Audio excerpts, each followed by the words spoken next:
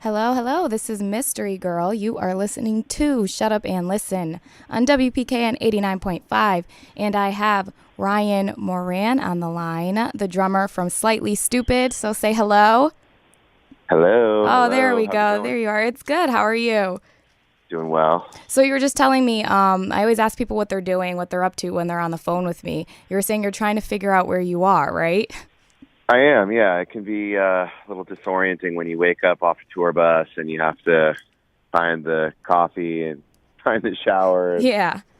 figure out what day it is, things like that. Yeah, of course. I mean, I never know what day it is, and I'm not on tour, so I can imagine you guys. But so you said you're in Coney Island, though, right? Mm-hmm. Okay. Do you guys have a show? Correct. Yeah. Oh, yeah. All right. Awesome. Great. We'll just jump into that while we're at it. You're on tour. It's called Return of the Red Eye Summer Tour, right? That's and correct. Yeah, and then you'll be doing that through the end of August. So I want to let people know, since we're in Connecticut, that you guys will be at in Simsbury, Connecticut tomorrow, actually. At the Simsbury. Beautiful venue there. Yeah, Excited to be back. Yeah, that'll be great. So you guys have played there before? We did last year, yeah. What do you think of Connecticut? How was the crowd? Excellent. I loved it. It was a beautiful area. I went for a nice bike ride in town and found some good food and good coffee. Yeah, I had a great time. Yeah, Connecticut's a good place to enjoy the scenery. Nice bike ride sounds like a good idea. So I'll let people know you guys will be there tomorrow, and they can get tickets at your website, I'm going to assume. Can you throw that out there for me?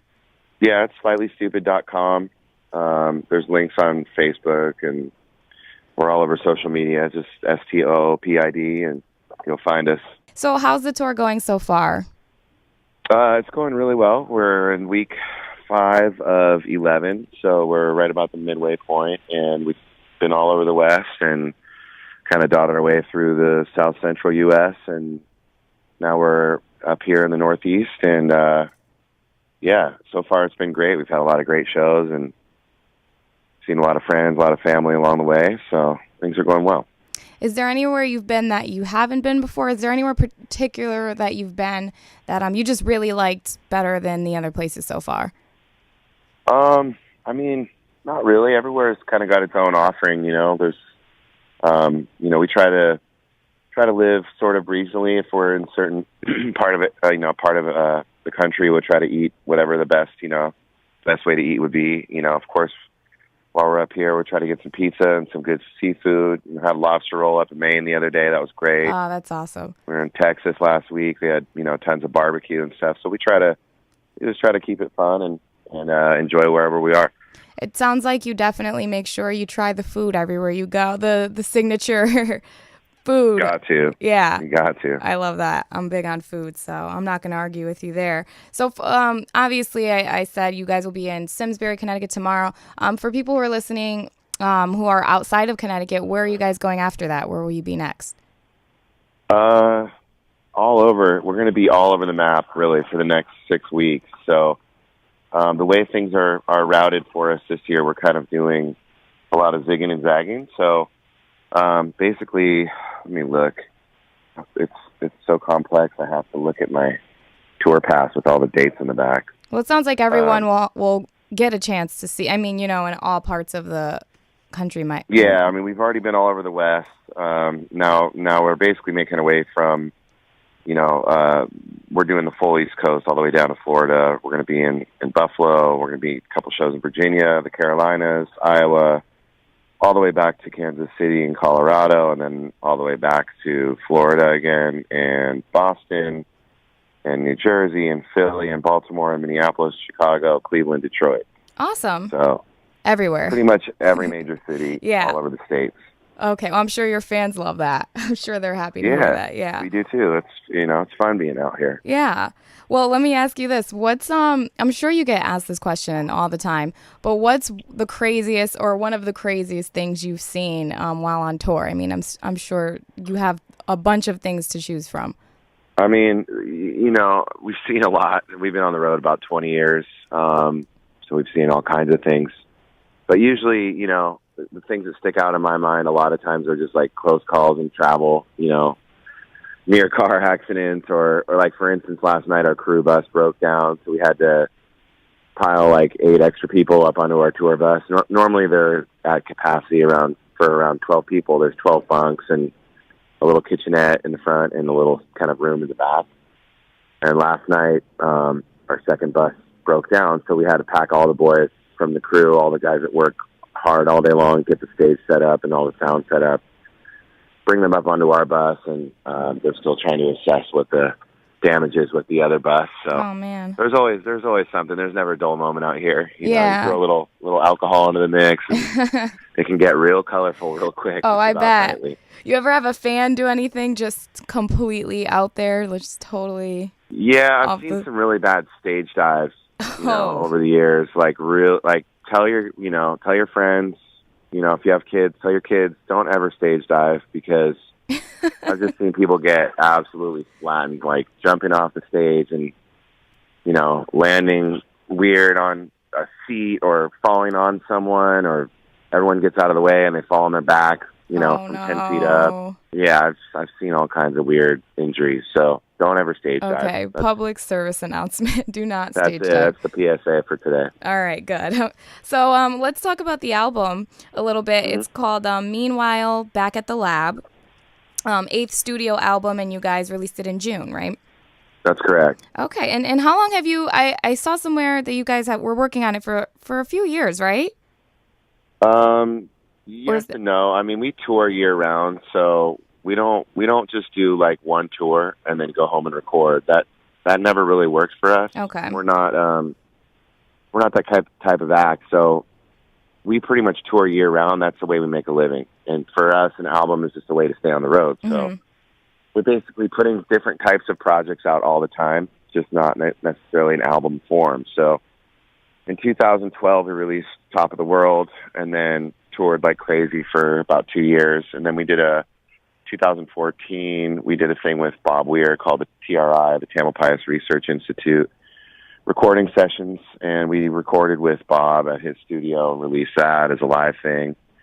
And then, then last June we put Meanwhile Back at the Lab, and we're still touring on that, and we'll have something out next summer. All right. So you guys were, you have your own recording studio, the Lab. Mm-hmm. It's called the Lab, That's right? correct. Okay. And did you record most of this album in that studio? Yeah, about 90% of it was done at our own studio with our producer James Wisner, Jay Wiz, we call him. Okay. So Jay Wiz would come into town. We would work, for a week or two on things, and then kind of marinate, and then listen to it again, work on some stuff a few weeks after that. He lives, at the time, was living in New York, and we, of course, are in San Diego, so he'd come out, we'd work, and then take a break, and it was great. We got had time to work, write and record music, and then listen to it and see if we wanted to develop it or wanted to shelf it and work on other songs. So we had time to really kind of refine everything and get it the way we liked it. So we're happy with the way things turned out. Yeah, sounds great. And then I also know you have your own label, Stoopid Records. You guys had that. That's been around for a while. But I just want to ask. So now you have your own recording studio, and you guys started a label a little while back. Why did you decide to do that? I mean, from what I understand, most of this album and a lot of your previous stuff is you guys pretty much have your own creative freedom to kind of do what you want with it, right? Is that what? Yeah. I'm going to assume that's why. So from day one, the band's been DIY, do it yourself. Mm-hmm. Just, we've never had support of a major label. We've never had like a marketing team or a business, team trying to decide what's best for us. We've had the band, and we've had, our management that we've had forever. And, so it seemed like a logical step for us to, maintain control of our art, which, a lot of people don't realize. When you have a major label, typically they want a piece of your creativity, and then they also have the final say. If they don't like the album that you worked hard on, then they can just not release it, and your brand goes into the toilet. Mm-hmm. So for us, it was kind of the step that made sense. It was for us to stay on the road and do shows and build our following that way, so that we can always have a touring following and make albums that we are happy with in terms of making songs that we want to make in the style that we want to make. And I think that's given us our own unique identity, as opposed to, having someone sort of package us and stamp us and make us sound more like this or make us sound more like that. We've been able to make our own choices as to which direction the music takes, and I think that's what fans also really appreciate is that here's a band that hasn't had this sort of like, we haven't been packaged and boxed and sold. It's been from the ground, from day one. It's always been sort of a grassroots sort of thing, and for that purpose, it's allowed us to stay independent. Yeah, I think that's awesome. I think that's great. So what's it like at the lab? I have to ask. Is it like crazy? It's chaotic in there. Have you seen the album cover? I did. It looks a little chaotic. That is actually a fairly accurate representation. So we had our buddy, an artist friend of ours named Slogan, who's done a lot of work with us in the past on T-shirts and other albums and things like that. He's worked with a lot of bands sort of in our genre. And, we set him free in the lab and said, look, just maybe paraphrase, because it was a huge 2-room sort of big warehouse that we have, two large warehouse units. So he said, look, just take all the best parts, take some photos, and then create a sketch that sort of represents all these different elements. So that's actually a pretty accurate picture of what our studio looks like. There's drums, and there's guitars everywhere, and skateboards, and old stage props, and maybe a little bit of paraphernalia here and there. Yeah. Boxes of band T-shirts and surfboards, and it's pretty cool. It's like a big man cave for musicians, and I love it. That's what it looks like. I love it. Yeah, so that's actually a pretty true representation of the lab, and we thought it would be kind of funny to make it sort of comic booky and very cool. Give it this kind of mystique. So very cool. Looks like a lot of fun. Well, so I listened to most of the album, and per usual, I mean, you guys always have a variety of things, but there's a variety of everything on there. I feel like it's a little reggae, a little rock. You guys always have a little bit of everything. So I want to ask you, what's your favorites? Do you have a favorite song on the album, and what is it? I got a few. Yeah. As far as listening, I really like all the tunes, but one of my favorites is the instrumental song that's first on the album, Dabbington. That's a lot of fun. And then there's a ska tune on there I like a lot called Hold It Down. That's one of my faves. Also, this version, the song was co-written by our friend Roger Rivas, who plays keyboards with the Agrolites, awesome. A great band out of Los Angeles. There was a couple other nice collaborations. We had worked with a guy named Ross MG, who used to play drums for Sublime in the later years. Very cool. And he helped Miles produce the song Prophet, which was actually written like 20 years ago. And then sort of reworked and rehashed. Originally, Miles sort of wrote it with Brad Knoll from Sublime, and it was sort of a different song then, and so they kind of reworked it and kind of reworked on the lyrics, wrote a different different drum groove and different pattern and everything, and so that's how Prophet came out. So we're pretty happy with the whole thing. Yeah, great. So I'll make sure to play some of those songs you mentioned, of course. And then if you could pick one word to describe the album, I know this is tough, but what word would you use? Fun. Fun. I think that's pretty accurate. Definitely it's is just fun. It's supposed to be fun. It's light. It's, like you said, there's variety on there. It's not just one song played 80 ways. It's actually, each song has sort of its own feel and its own vibe, and I think that's something that we kind of pride ourselves on at this point. Yeah. All right, great. So unless there's anything else you want to let the fans know, or anything else you'd like to say, I have some random questions that I ask at the end of all my interviews. If you want to do that. Let's do it. Okay. All right. Since you're a drummer, I have to throw this in there. If you could be any drummer's drum set, what drummer's drum set would you want to be? That's funny. Well, I mean, one of my favorite drummers of all time would be John Bonham from the great Led Zeppelin. So I'd probably just have to go that direction, since that music changed my whole life, basically. So I'd probably say his. Awesome. Is he one of the ones that got you into drum? I mean, what got you into wanting to be a drummer, or who actually?